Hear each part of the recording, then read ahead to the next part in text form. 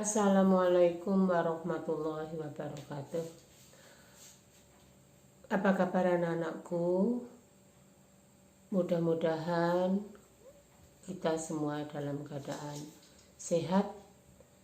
Maka pantas kita bersyukur kepada Allah yang masih memberikan kepada kita kesehatan dan kesempatan untuk bisa mengikuti kegiatan sebagaimana biasanya, yaitu dalam rangka tholabul ilmi.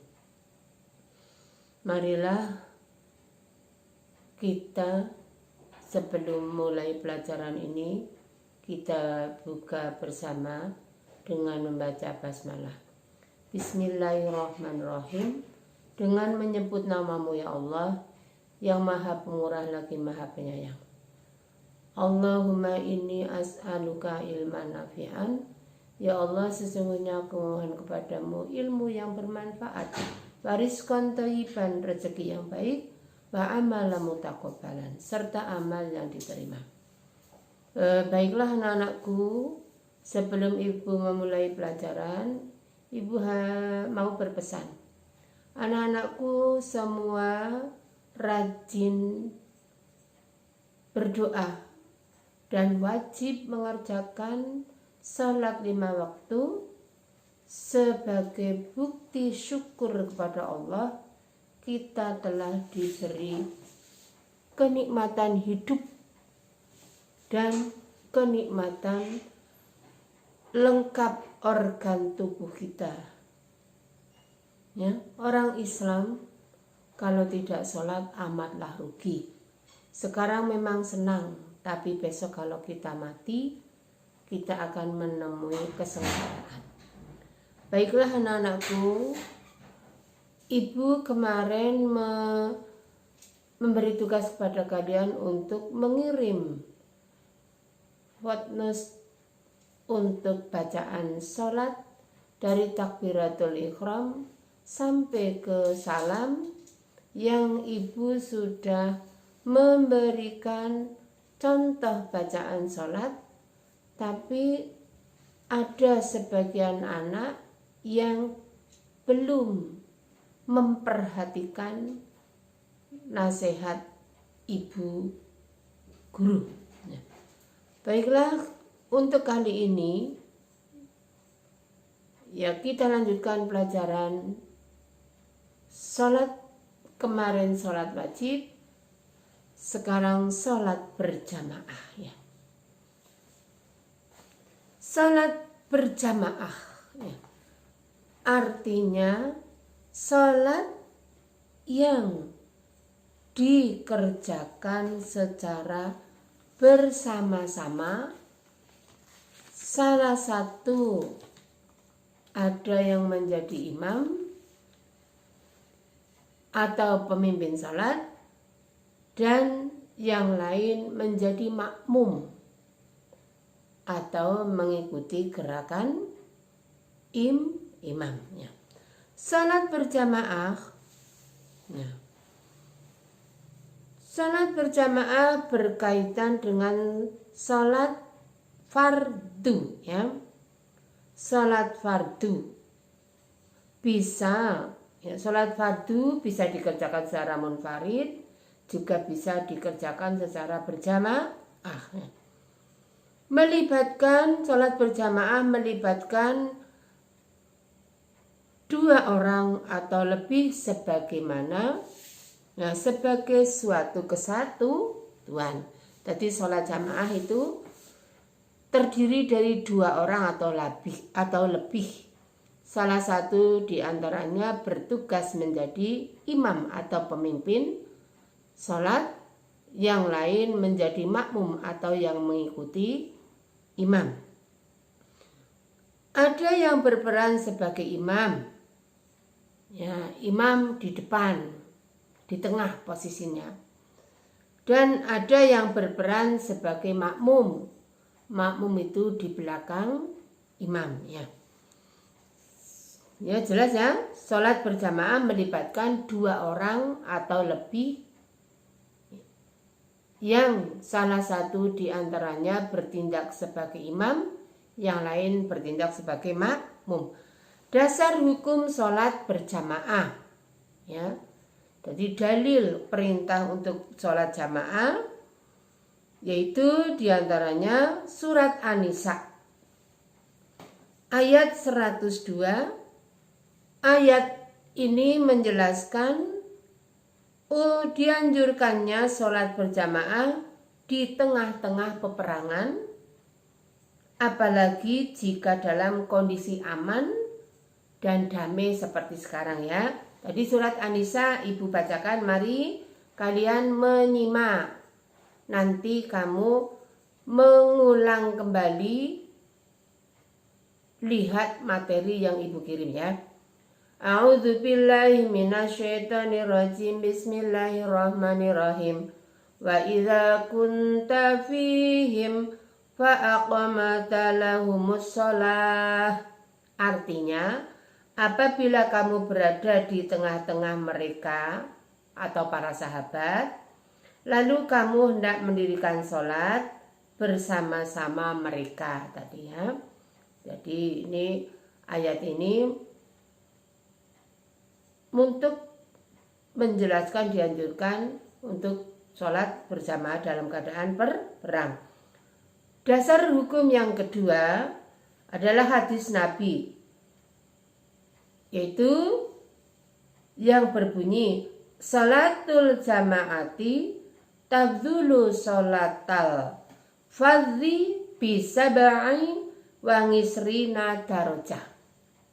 Diulang, salatul jamaati tafdhulu salatal fadhi bisab'in wa ngisrina darajah, yang artinya salat berjamaah itu lebih utama 27 derajat kedudukannya di sisi Allah daripada sholat sendirian.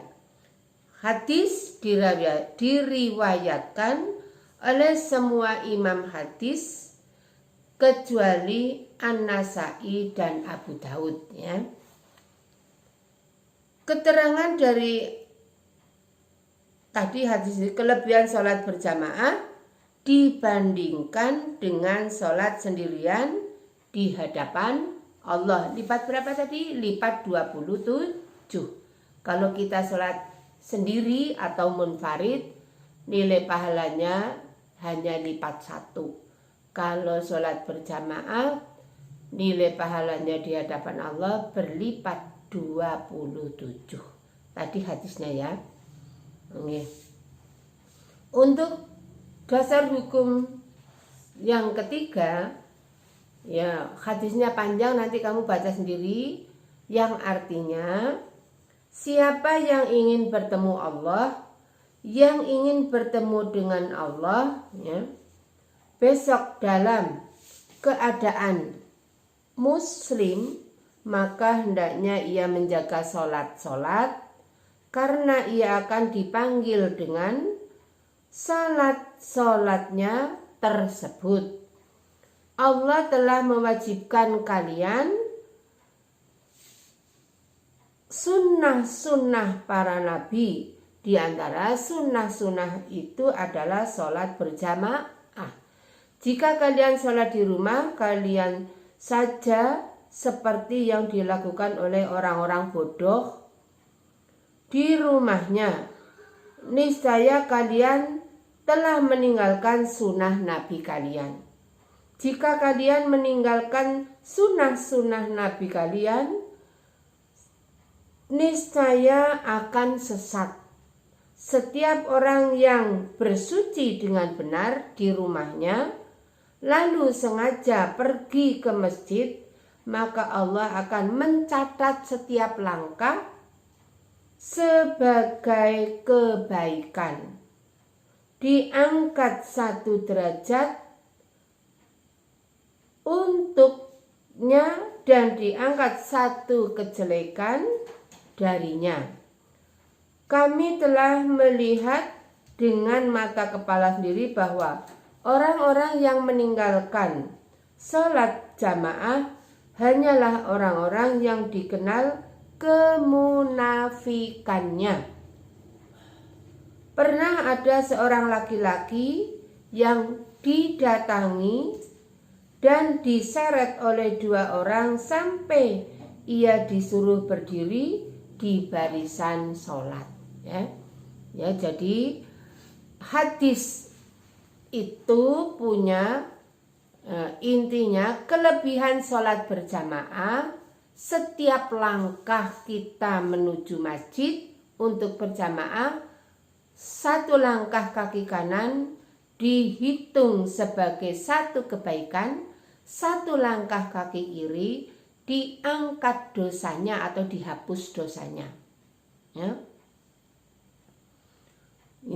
Kelebihan sholat berjamaah yaitu akan menjadi penerang bagi pelakunya besok di akhir kehidupan atau akhirat.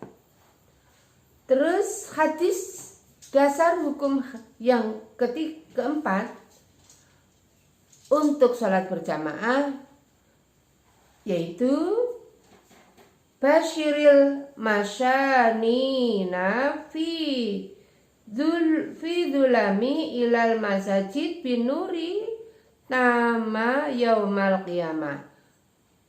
Berikanlah kabar gembira kepada orang-orang yang sering berjalan ke masjid pada saat gelap di hari kiamat nanti dengan cahaya yang terang benderang. Hadis riwayat Abu Dawud, Tirmidzi, Ibnu Majah. Dari keterangan hadis yang nomor 4, salat subuh karena gelap tadi ya, subuh masih gelap, isya ya, dan asar ya, asar orang baru sibuk kerja, sangat dianjurkan untuk dilakukan dengan berjamaah ya. Jadi ya, salat subuh, isya, asar itu dianjurkan untuk sholat berjamaah. Karena apa tadi? Akan menjadi penerang besok kita di hari kiamat ya, menjadi saksi ya. Terus Rasulullah bersabda lagi yang artinya, jika saja kalian mengetahui keutamaan dalam azan dan shaf pertama, lalu mereka tidak berkesempatan untuknya kecuali harus berdesak-desakan, niscaya mereka akan rela untuk berdesak-desakan. Jika saja mereka mengetahui keutamaan dalam bergegas untuk melakukan sholat, niscaya mereka akan lebih dahulu menetap dalam masjid. Jika saja mereka mengetahui keutamaan dalam sholat isya dan subuh berjamaah, niscaya mereka akan mendatangi ya. Nah, jelas ya anak-anakku. Dasar hukum yang selanjutnya yaitu barang siapa yang melaksanakan sholat isya dengan berjamaah, maka ia sama saja dengan mendirikan sholat setengah malam. Sedangkan siapa yang melakukan sholat subuh dengan berjamaah juga, maka dengan keduanya sama dengan kita sudah mendirikan semalam suntuknya. Jadi sholat isya dan sholat subuh berjamaah di masjid, Allah memberi pahala seperti kita sholat semalam utuh ya. Jadi sholat jamaah itu fardu kifayah, melaksanakannya sholat berjamaah ya bagi laki-laki. Fardu kifayah itu kalau kewajiban yang ditetapkan kepada seluruh umat Islam, tetapi apabila sudah dilaksanakan oleh seorang atau sekelompok orang, maka gugurlah kewajiban tersebut ya. Kalau melihat keutamaan sholat berjamaah di masjid tadi, kaki kanan melangkah dihitung pahala tambah kebaikan, kaki kiri melangkah diangkat dosanya atau dibusak. Jadi kita lebih mengutamakan karena tadi nilai fadilahnya banyak sekali. Sekarang syarat sah imam dan makmum ya. Jadi imam dan makmum ada syaratnya ya. Ada syaratnya. Imam harus memiliki syarat-syarat yang menjadikan sholat berjamaah sah hukumnya. Begitu juga makmum memiliki syarat-syarat sah yang harus dipenuhi. Ya, mari kita lihat ya, nanti kalian sekarang Bu Guru membacakan syarat sah menjadi imam. Ya. 1. Agamanya Islam. Jika diketahui imam adalah kafir, maka hukumnya harus mengulang sholatnya. Jadi syarat imam Islam. 2. Tidak hilang akal atau gila. 3. Mumayyiz. Mumayyiz itu bisa membedakan antara yang bermanfaat dan yang tidak berbahaya dan yang tidak berbahaya. 4. Syarat menjadi imam. Jika terdapat makmum laki-laki, maka imam harus laki-laki. Tidak boleh laki-laki menjadi makmum perempuan ya. Jadi ini imame dan makmum ada laki-laki dan ada perempuan. Imam harus laki-laki. Tidak boleh perempuan menjadi imam laki-laki. Tapi kalau perempuan dengan perempuan, imamnya ya juga perempuan ya. 5. Syarat menjadi imam tidak berhadas kecil maupun hadas besar ya. Kamu tahu ya, sudah suci badan, pakaian ya. Udah wudu. 6. Memiliki bacaan yang bagus ya. Bacaannya sudah bagus, tartil ya. Panjang pendeknya, makhorijul hurufnya pas ya. Nomor 7 syarat menjadi imam. Pada waktu menjadi imam, ia tidak dalam posisi sebagai makmum. Dikecualikan makmum masbuk. Masbuk itu menyusul terlambat mengikuti jamaah ya. Jelas ya? Sekarang syarat menjadi imam kamu nanti ulang lagi dengan melihat materi yang Ibu kirim. Sekarang menjadi makmum syaratnya. 1. Berniat menjadi makmum kepada imam yang ditujukan bersama-sama dengan pelaksanaan takbiratul ihram. Ya. 2. Agamanya Islam. 3. Tidak hilang akal atau gila. 4. Mumayyiz. Jadi makmum ya mumayyiz. 5. Sahnya berjamaah dilihat berdasarkan ya, mazhab yang dianut. Jika seorang mazhab Syafi'i bermakmum kepada mazhab Hanafi ya. Nomor 7, 6. Makmum tidak meyakini bahwa imam yang dipilih sedang dalam keadaan melakukan sholat qadha. Qadha itu bayar utang atau sedang sholat jamak ya. 7. Syarat menjadi makmum. Posisi makmum tidak lebih maju. Jadi posisi makmum di belakang imam. Kalau lebih ya di belakang imam, kalau jamaahnya hanya 1 ya, itu mundur sedikit, jejer dengan imam tapi mundur sedikit. 8. Makmum dapat memperhatikan bacaan, gerakan dan perbuatan imam. Jadi makmum melihat ya, dan mendengarkan bacaan, gerakan dan perbuatan imam. Makanya kalau makmum jamaah harus satu tempat, nggak boleh kita jamaah dengan di TV ya. Nomor 9, mengikuti imam dalam setiap gerakan. Jadi makmum harus mengikuti imam dalam semua gerakan ya. Ya, jelas ya? Jadi dari kita mempelajari syarat sah menjadi imam dan syarat sah menjadi makmum, ya, kamu baca lagi ya di rumah ya. Sekarang posisi imam dan makmum ya. Posisi imam dan makmum. Imam di depan makmum ya. Posisi imam, hukum asal sholat berjamaah adalah imam berada di depan para makmum, baik laki-laki maupun perempuan. Berdiri, imam nang ngarep, makmum di belakang. 2, Rasulullah bersabda, wasitu li amama wasudul kholala ya.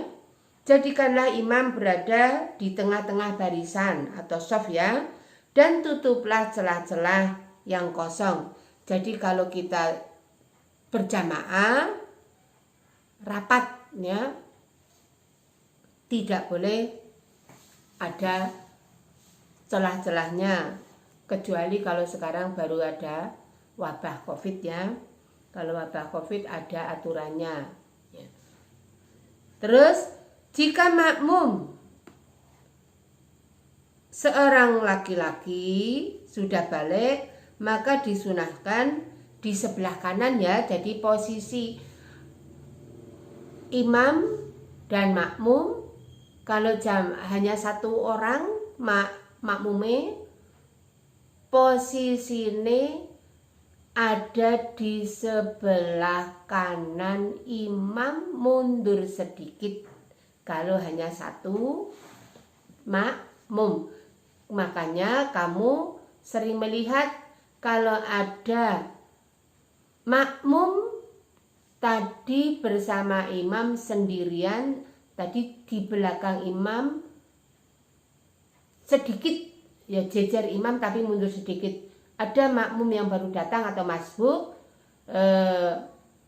seharusnya yang diberi peringatan untuk mundur ya. Jadi kalau 2 orang di belakangnya imam posisinya ada di tengah-tengah ya. Ya, paham ya? Jika makmum adalah laki-laki dan perempuan, maka makmum laki-laki berdiri di sebelah kanan imam, sedangkan perempuan ada di sebelah kiri imam. Jika makmum terdiri dari 2 orang laki-laki, seorang laki-laki dan seorang anak kecil, maka keduanya membuat satu barisan tadi ya. Ya, nang burine imam jejer mau wong lanang ya.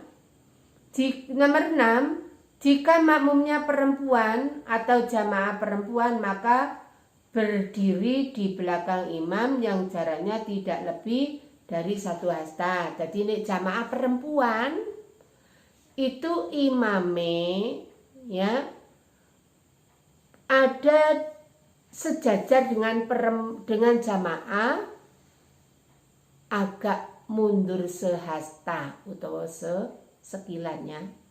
Boleh mundur sedikit ya, sehasta ya. Ya, jelas ya. Hadis Nabi menyebutkan dari Anas bin Malik yang artinya, suatu ketika Rasulullah Shallallahu Alaihi Wasallam berkunjung ke rumah kami, kemudian aku berdiri bersama seorang anak yatim di belakang beliau, sementara Ummu Salim berdiri di belakang kami. Ya. Jelas ya.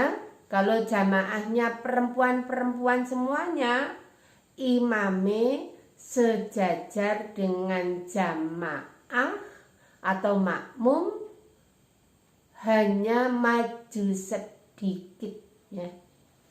Nomor 7, jika makmumnya terdiri dari sekelompok laki-laki, anak laki-laki waria dan jamaah perempuan, maka barisan pertama diisi oleh laki-laki. Jadi shaf pertama laki-laki dewasa, belakangnya tadi karena ada anak laki-laki atau waria ya. Waria kuwi ya pokoknya wong lanang sing bertingkah laku seperti perempuan ya. Jelas ya?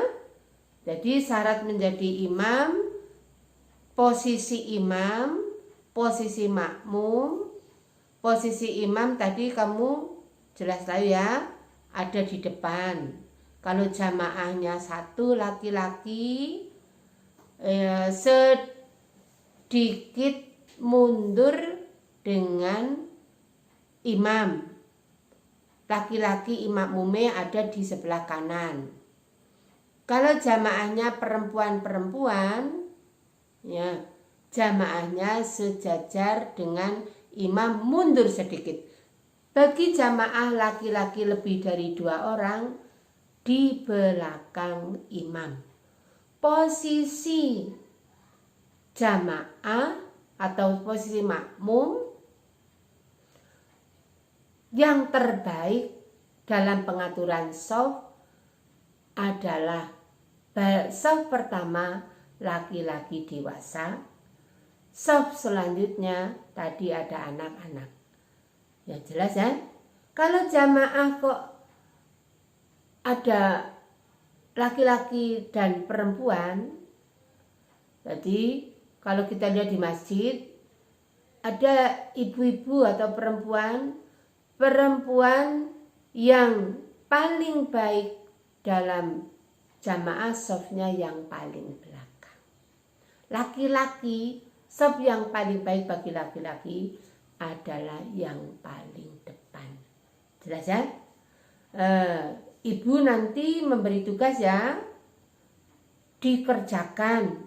Dalam mengerjakannya membaca materi yang ibu kirim dan tolong diringkas. Jadi kamu punya catatan. Dan kita berdoa ya, semoga wabah ini segera pergi atau hilang dari bumi Indonesia, khususnya daerah istimewa Yogyakarta atau Kulon Progo. Jadi kita bisa bertatap muka, pembelajaran bisa semakin jelas ya. Kiranya hanya itu dulu. Tolong yang belum mengirim voice note kepada Bu Guru, Ibu tunggu. Ibu kepingin melihat atau mendengar kamu membaca bacaan sholat.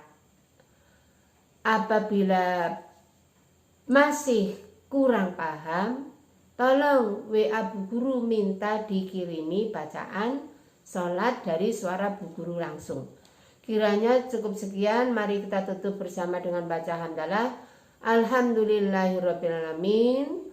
Banyak salam mohon maaf. Assalamualaikum warahmatullahi wabarakatuh.